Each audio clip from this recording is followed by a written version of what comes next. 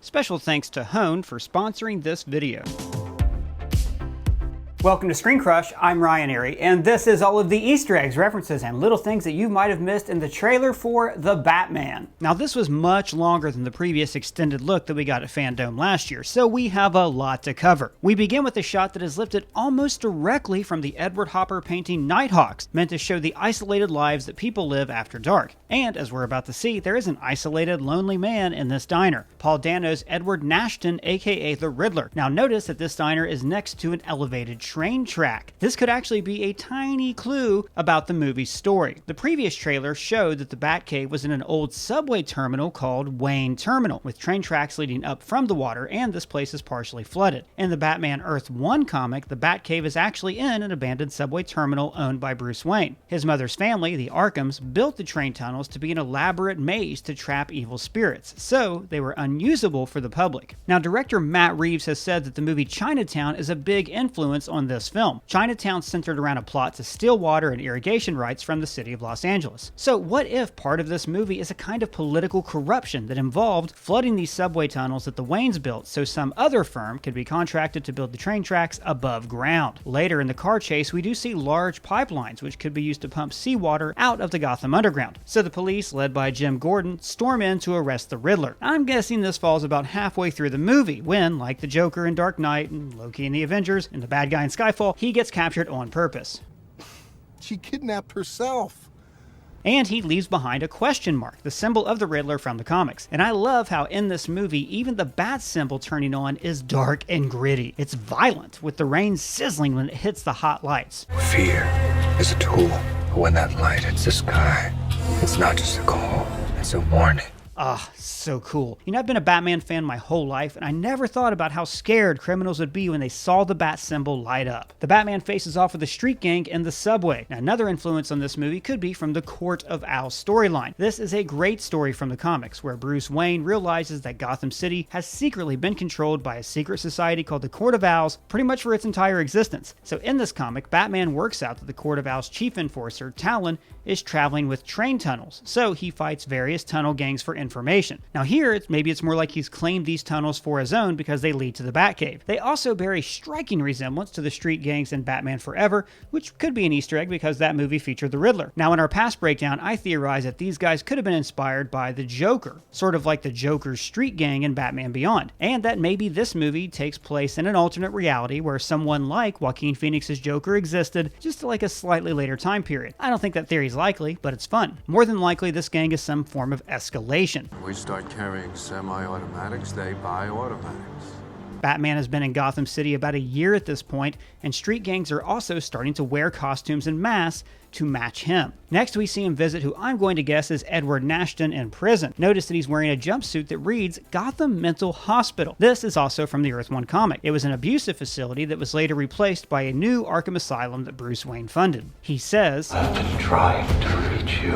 And as we saw in the previous trailer, the riddles he's left were for Batman. They might have even been left to get the attention of Bruce Wayne if the Riddler has also figured out his secret identity like he has in the comics. There's very strong evidence that's the case that I'll talk about in just a minute. Then we see this building exploding, again borrowing from the Riddler's MO in the Batman Earth 1 storyline. This is about a king, and Riddler's the match. Now we actually hear him call Edward by his name, the Riddler, probably a moniker given to him by the Gotham press. In the past trailer, we saw several Gotham City newspaper headlines that seemed very sensationalist, like the New York Post. Then we get our best look so far as Zoe Kravitz's Selina Kyle, aka Catwoman. Now she seems like an amalgam of various Catwomen we've seen in the past. Her leather lace boots call to mind Michelle Pfeiffer's extremely uncomfortable costume in Batman Returns, and it's similar to the outfit that she wore as a hooker in Batman Year One, a comic that has a huge influence on this movie. And that was actually one of my favorite Easter eggs in this video. Glad I spotted it. I still got it for an old guy. But person, you look great and have so much energy.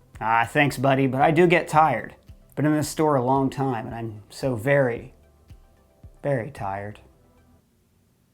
That could be because of something I learned recently, that men lose 1 to 2% of their testosterone every year after we turn 30, and this can result in fatigue, increased belly fat, muscle loss, and depression. But that's where Hone comes in. They're the sponsor of this video. Hone helps us to optimize our hormone levels. Now, I know that sounds strange. I was wary of the whole process at first too, but that's because I am not a medical expert. but Hone is. They are a premier men's health clinic who only offer products and treatments prescribed by a physician that you consult with directly. So to do this, they send you this very easy to use sample home assessment so they can measure your biomarkers to gauge your testosterone level. It comes with these lancets, which are painless, and the whole process is very easy to use. This is a real treatment with real physicians, real science, and real medications, including FDA-approved medications. So if you do meet the criteria, they give you 3 custom treatment options: a cream, a pill, or an injection. Afterwards, you might feel increased focus and muscle mass, decreased body fat, and better sleep. So for a limited time only, you get the at-home testing kit and a doctor consultation for only $45.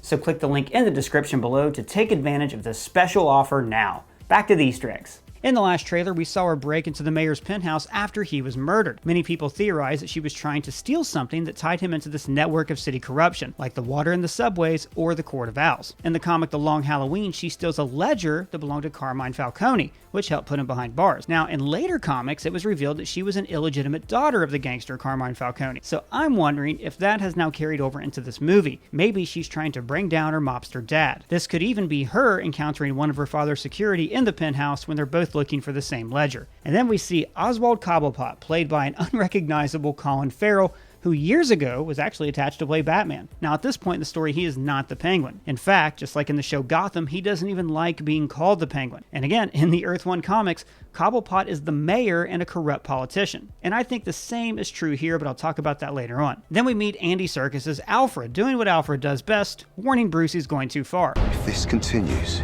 it won't be long before you've nothing left. And later, Bruce answers, I don't care what happens to me. Now here, Bruce is undercover reading the Gotham Times. Notice the headline is these big letters that to me look like the word murder. This could be the headline the day after the mayor was murdered by the Riddler. And then we get the big clue written on the floor of the Batcave. I think this is actually Bruce trying to work out the pattern of the Riddler's victims. Mitchell was the name of the mayor that the Riddler murdered, and at the crime scene he left the clue, "No more lies." This led to the funeral bombing, where he turned District Attorney Gil Coulson, played by Peter Sarsgaard here, into a human bomb. Then there's this warning about the sins of his father. Remember the end of the last trailer? You're part of this too. How am I part of this? You'll see. So let's assume that the Riddler has figured out that Bruce Wayne is the Batman. Matt Reeves implied that Bruce uncovers some incriminating information about his own family. So what if the Waynes were actually part of this systematic corruption? Maybe they had a hand in flooding the tunnels to collect an insurance payout, or maybe they were members of the Court of Owls. Either way, the Riddler sees himself and Batman as both fighting the same enemy, the sins of Bruce's father. The name here, Savage, is the police commissioner that we saw in the last trailer, clearly another target of the Riddler, and here we see renewal is a lie. In those Earth 1 comics, Bruce led an effort to renew all of Gotham's seediest areas, which the mob tried to stop because this was their territory. Maybe Bruce or some other city officials were running an effort to renew Gotham's infrastructure, but this was actually a laundering scheme for the Court of Owls' criminal activities. Selina Kyle becomes Bruce's partner in this crusade, following him to a graveyard for a meeting. But just like Catwoman in the comics, she can't be 100% trusted. Later we see her escape Gordon and Batman by jumping off a building. Now this scene is so cool because she says, "Maybe we're not so different." an homage to the end of Batman Returns. Don't you see? We're the same. But also, just after this, they cut to the shot of Batman landing inside this industrial club. Now, we see lots of shots of Batman fighting security in this industrial area, which I actually think is a club where the Penguin is conducting business. And we know that this guy is security because we see his earpiece flying around. So this makes me think that Cobblepot has a legitimate front. Mobster security typically don't have radios because they can be monitored by police. Later, we see Batman on the catwalk with lights behind him, which is what makes me think this is a club, and Selina undercover in this same club, which makes me think this is all part of the same location. During this fight, notice the darts on Batman's gauntlets that look like the claws that are worn by Talon, the enforcer of the Court of Owls. And then, oh god, this is awesome. I cannot wait to see this hallway fight on the big screen. Now this looks like it could be a hidden bunker somewhere, but with a really nice rug. that really ties the room together. So maybe this is the headquarters of the Court of Owls, or at least one of the many safe houses that Bruce discovers like he does in the comics. The new Batmobile is badass, burning with a hot blue flame and shaped like a sports car, but armored well enough that it tears through this metal barrel like paper. And then we get this sequence of Batman being chased by cops on the roof of this tower. Now in the last trailer we saw him use a grappling hook to evade them, probably in the same location. Now this is very interesting because in the previous trailer we saw him working with police. So if I had to guess, I think the Riddler plants some evidence that Batman was behind the killing of Police Commissioner Savage. Now after he jumps, he actually glides by this window. He doesn't swing, there's no rope. This is actually like the Golden Age glider that Batman used in the comic book Batman Year One. The overhead shot is of the church where the funeral for the mayor was held. That was interrupted by the Riddler's bombing and the murder of the DA, which we also see later in this trailer. This shot of the Batman looking up is probably right after the bombing, and this shot of Gordon is at the funeral, probably right when the DA exits the car with the bomb strapped to his neck. Now this shot says serial killer live streams, repeating a Batman movie trope. The Joker took over the airways in Batman 89, and Joker sent execution tapes to the press in Dark Knight. Now we have a live stream because it was the style at the time. The look of the Riddler is a mix of how he appeared in the Batman Earth 1 comic and Talon from the Court of Owls. And then he offers up this riddle. What's black and blue and dead all over? Now this is a play on the old newspaper riddle, what's black and white and red all over. But in this case, alright, let me think. Black and blue refers to bruising, and dead would be like maybe a corpse that's been beaten. So maybe this is metaphorically talking about law enforcement. Batman wears black, and he's the Dark Knight. The police are boys in blue. But they are dead because the police commissioner Savage has been murdered. His final riddle is, I'll see you in hell, and it's written on a piece of black flimsy plastic. I'll throw this one out to you guys. What do you think this means? Any clues? Throw them to me down in the comments. Then we see Batman in this tunnel with a flare, leading a group of people forward. This could be cops.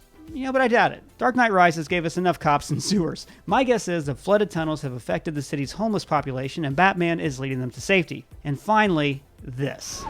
I got you! Awesome. Well, that's all the Easter eggs that I found, but if you found any, let me know in the comments below or at me on Twitter. And if it's your first time here, please subscribe and ring that bell. For Screen Crush, I'm Ryan Arey.